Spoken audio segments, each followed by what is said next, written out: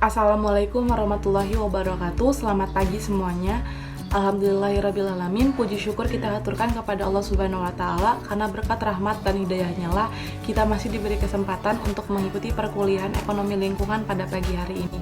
Yang terhormat Ibu Rahmawati SPD MPD selaku dosen pengampu mata kuliah ekonomi lingkungan, dan teman-teman sekalian yang saya cintai. Di sini saya Melinda, perwakilan dari kelompok 9, akan mempresentasikan materi kami yang berjudul tentang konsep kegagalan pasar. Adapun tujuan pembelajaran dari materi konsep kegagalan pasar yaitu sebagai berikut. Yang pertama, untuk memahami konsep kegagalan pasar. Yang kedua, untuk memahami apa itu barang publik. Yang ketiga, untuk memahami apa itu eksternalitas. Yang keempat, untuk memahami teori Coase. Yang kelima, untuk memahami intervensi pemerintah dalam kegagalan pasar. Nah, selanjutnya kita akan membahas tentang kegagalan pasar. Apa sih kegagalan pasar itu? Jadi, menurut Arifin mengatakan bahwa kegagalan pasar atau market failure adalah suatu istilah yang menyebut ketidakmampuan pasar dalam mencapai alokasi atau pembagian sumber daya yang optimum. Hal ini khususnya dapat terjadi apabila pasar didominasi oleh para pemasok monopoli atau apabila produksi atau konsumsi dari sebuah produk mengakibatkan dampak sampingan atau eksternalitas seperti pencemaran lingkungan. Sedangkan menurut Canisius, kegagalan pasar adalah di mana suatu pasar tidak dapat menjalankan secara sempurna sesuai dengan fungsi awal sebagai pasar, dan situasi di mana semua kekuatan yang ada dalam pasar seperti permintaan dan penawaran berada dalam keadaan ketidakseimbangan. Menurut Kurniawan dan Budi, suatu sistem pasar bekerja baik apabila terjadi dua hal. Yang pertama, produsen bertanggung jawab untuk semua biaya, dan biaya ini dibayar untuk memproduksi barang dan jasa. Yang kedua, konsumen membayar untuk barang dan jasa tersebut. Nah, apabila kedua kondisi tersebut tidak terjadi, hasilnya disebut sebagai kegagalan pasar. Nah, selanjutnya kita akan membahas mengenai barang publik. Nah, apa sih barang publik ini? Jadi, barang publik ini adalah barang yang mempunyai dua sifat pokok. Yang pertama yaitu non-triple consumption dan non-exclusion. Nah, yang pertama itu ada non-triple consumption. Nah, ini mengandung maksud bahwa sejumlah orang dapat mengkonsumsi secara bersama-sama terhadap barang tersebut atau pada tingkat tertentu. Konsumsi yang dilakukan atas barang tidak akan mengurangi jumlah yang tersedia bagi orang lain. Nah, contohnya apa sih?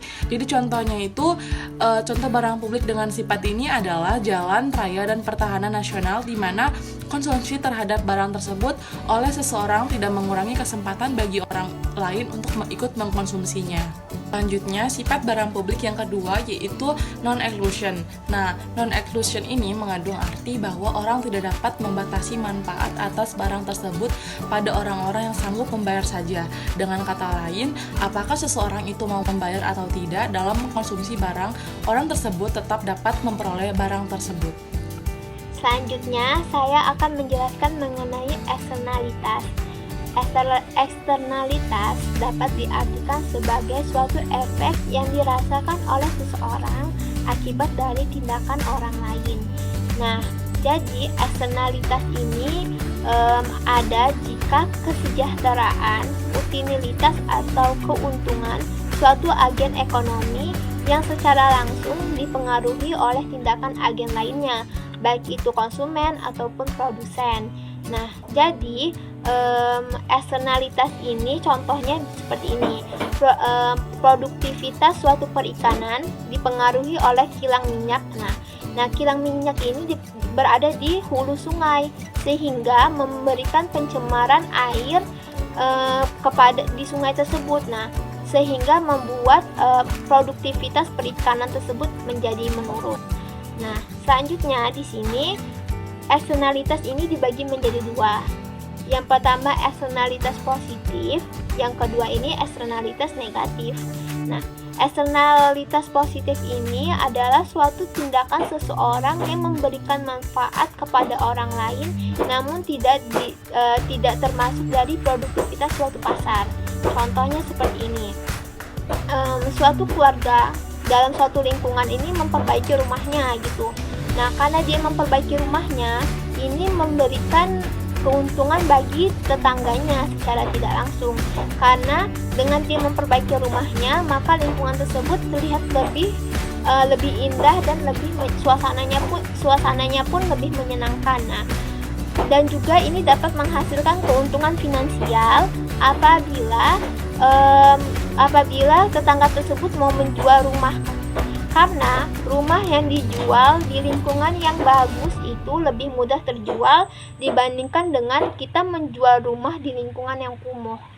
Selanjutnya ada eksternalitas negatif.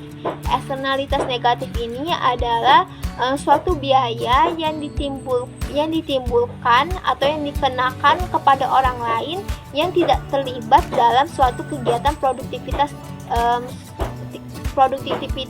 tersebut gitu. Misalnya seperti ini.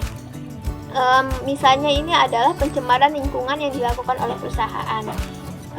Jadi suatu perusahaan itu misalnya sedang melakukan suatu produksi yang menghasilkan output itu bagi lingkungan sekitar ini udara yang tidak menyenangkan, yang tidak menyegarkan dan mengganggu pernapasan orang-orang gitu. Nah, jadi orang-orang di sekitarnya yang tinggal di lingkungan sekitar pabrik ini merasakan polusi tersebut yang tidak enak. Padahal mereka tidak terlibat dalam produksi atau kegiatan produksi yang dilakukan oleh perusahaan tersebut atau pabrik tersebut.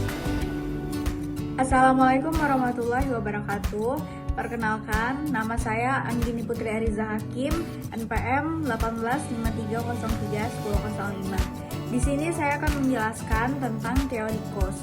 Teori cost adalah suatu pendapat bahwa jika pihak-pihak swasta dapat melakukan tawar-menawar mengenai alokasi sumber-sumber daya tanpa harus mengeluarkan biaya, mereka dapat menyelesaikan masalah eksternalitas mereka dengan sendirinya.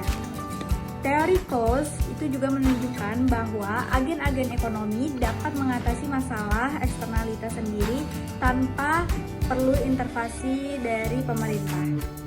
Selanjutnya itu ada intervensi pemerintah. Jadi intervensi pemerintah itu dalam perekonomian untuk mengatasi kegagalan pasar seperti kekakuan harga, monopoli, eksternalitas yang merugikan. Maka peran pemerintah itu sangat diperlukan dalam perekonomian suatu negara. Intervensi pemerintah itu sendiri dibagi menjadi dua macam. Yang pertama, itu ada intervensi pemerintah secara langsung, diantaranya penetapan harga minimum dan penetapan harga maksimum. Dan yang kedua, itu intervensi secara tidak langsung, diantaranya yaitu penetapan pajak kebijakan itu dilakukan oleh pemerintah dengan cara mengenakan pajak yang berbeda-beda pada berbagai komoditas. Dan yang kedua, itu pemberian subsidi pemerintah dapat melakukan intervensi atau campur tangan dalam pembentukan pasar, yaitu melalui pemberian subsidi. Baik, cukup sekian presentasi dari kelompok 9. Kurang lebihnya kami mohon maaf dan semoga apa yang telah kami sampaikan bermanfaat untuk teman-teman semua. Kami akhiri. Wassalamualaikum warahmatullahi wabarakatuh.